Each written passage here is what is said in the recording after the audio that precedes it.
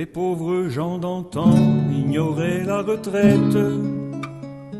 Ils vivaient moins longtemps, cela semble tout bête. Ils faisaient des enfants, en survivaient un peu.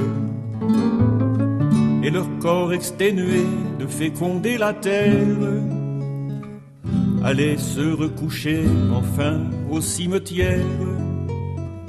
Mon prince, on a hélas la fin de vie qu'on peut.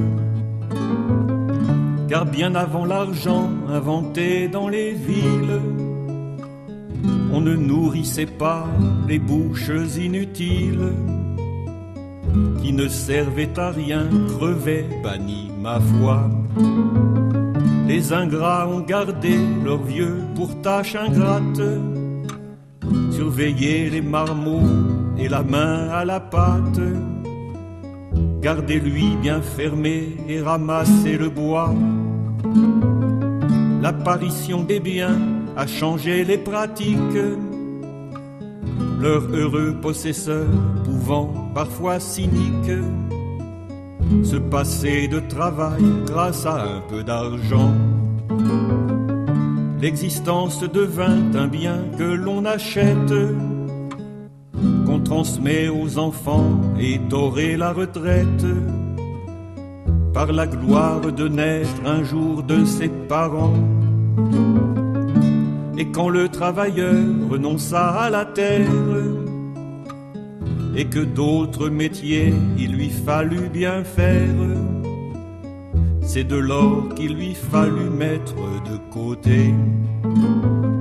Les vieux nécessiteux étaient bons pour l'hospice, et son bouillon sans yeux et son odeur de pisse, c'était tout ce que l'on pouvait leur accorder.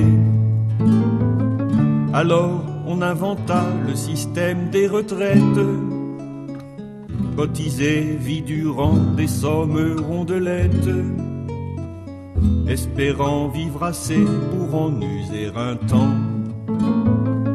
À la fin de sa vie, on avait l'assurance de bénéficier quelque peu de finances. On en profitait peu, mais on mourait content.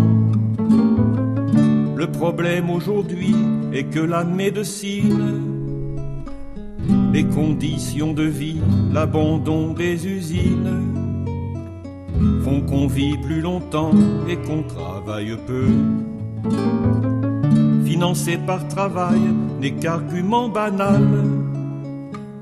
Il faut l'améliorer en taxant capital.